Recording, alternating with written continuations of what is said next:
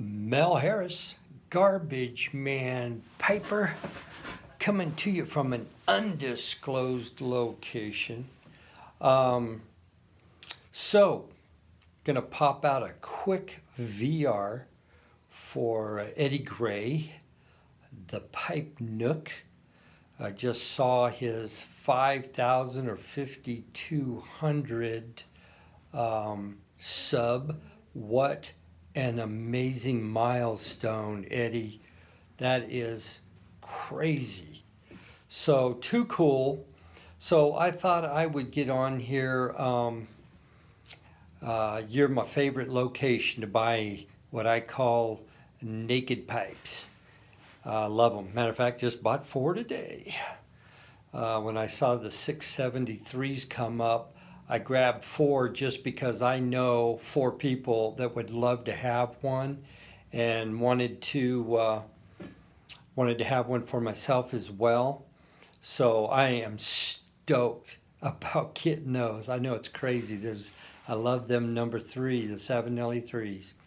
So, anyways, my story was in about 1980, about 1980, I worked at a hardware store in a little town in Northern California, and I stocked and sold in this little hardware store, and then went out in the lumber yard, cut lumber and whatnot.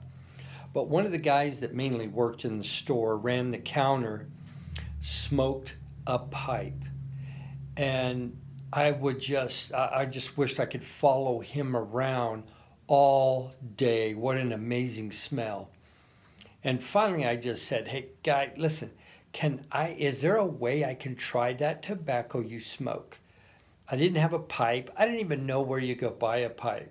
He goes, "Yeah, sure." So he brought me uh, a used corn cob and a little bag of the pipe tobacco that he smoked.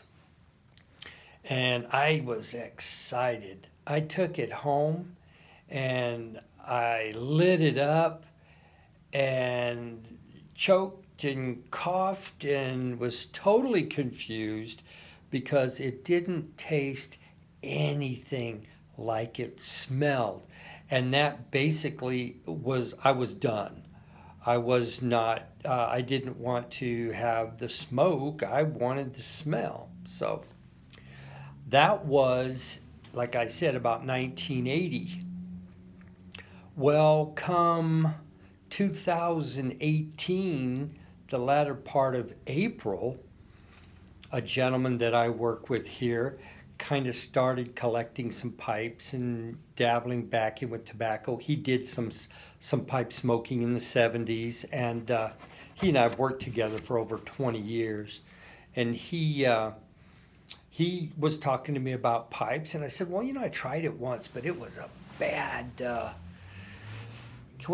experience. I really didn't care for it." And he goes, "Well, here, let me give you a corn cob." So he gave me a new corn cob, and he gave me Borkum Riff bourbon whiskey. And that was my first tobacco. And I was determined I was going to make it work.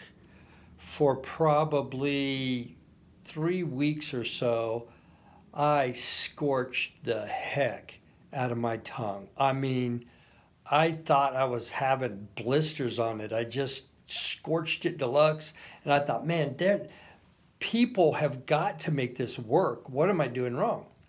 So I jumped on and did like pipe smoking, and mutton chop came up on YouTube. So I went to the University of Mutton Chop. I have to tell you that I still smoke like a freight train. Um, I smoke a pipe like I live. And I just still burn my tongue. Just get sidetracked thinking about other things instead of just the wonders of pipe smoking. Usually I'm doing something when I'm smoking a pipe. Rarely am I just sitting down and smoking a pipe, which I get it. That's what it's about. But we can't change who we are.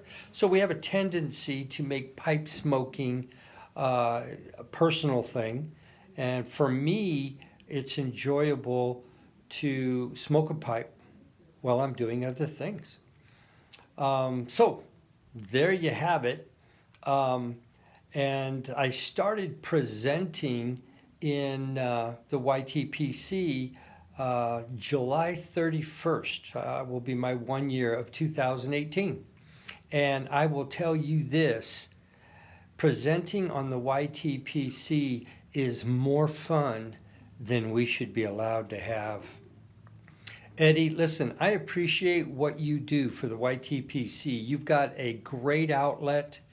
It's not confusing to a new pipe smoker because there's just not a bazillion tobaccos. There's enough there to get a new pipe smoker up and running and then at least somewhat focused. So, with that, I want to say again, congratulations on your 5,000 GAW giveaway, your 5,000 subs. Love what you do, Eddie, and appreciate what you are to the YTPC. With that, I always am trying to say, sweet chicken, baby. Mel Harris, Garbage Man Piper saying, be safe out there.